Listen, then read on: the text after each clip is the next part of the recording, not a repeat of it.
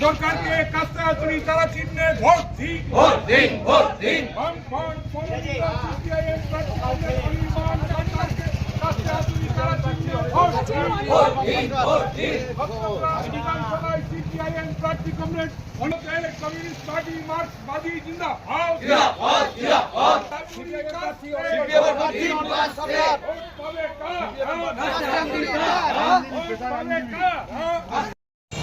আজকে নির্বাচন গতকাল ঘোষণা হয়েছে, তার পরিপ্রেক্ষিতে আমাদের আজকে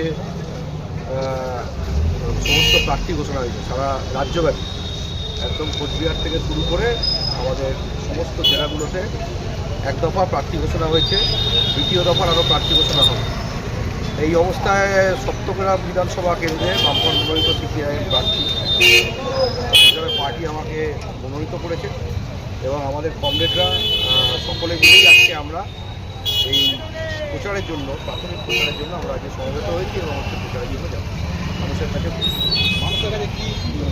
আমাদের তো বামপন্থীরা আমরা বুনিয়াদী পরিবর্তনের কথা বলেই আমরা হচ্ছি পশ্চিমবঙ্গে ৭৭ সালে আমরা যখন হচ্ছে প্রশাসনের ভূমিকা পালন করেছিলাম, তারপর থেকে বুনিয়াদী পরিবর্তন, শিক্ষা ব্যবস্থা, স্বাস্থ্য ব্যবস্থা, কর্মসংস্থান, হাতে কাজ, বেকারদের হাতে কাজ, এই সামগ্রিক বিষয়টাই হচ্ছে আমাদের মূল স্লোগান। এর সাথে সাথে মানুষের এই যে প্রায় ৬০ লক্ষ মানুষের ভোটাধিকার চলে যাওয়া, তার মধ্যে এখনও পর্যন্ত সেই কাজ চলছে। মানুষের ভোটাধিকার চলে যাওয়ার এই যে কাজ, এই কাজকে আমরা কখনোই সমর্থন করি।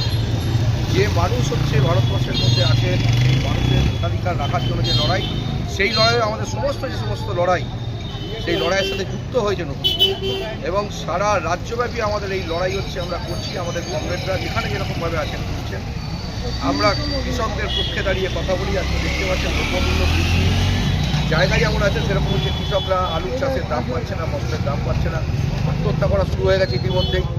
শ্রমিকদের তো জানেন শ্রমকোড লাগু হয়ে যাবে আর কয়েকদিনের মধ্যেই, তাহলে শ্রমিকদের সমস্ত যা কিছু অধিকার ছিল, এই অধিকারগুলো হচ্ছে দেশের যে কেন্দ্রীয় সরকার আইন আনতে চাওয়া হচ্ছে, তাদের থেকে সেই আইন প্রণয়নের ফলে তাদের অধিকারগুলো থেকে তারা বঞ্চিত হবে আগামী।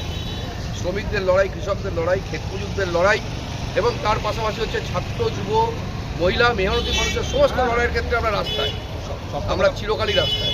বিধানসভায়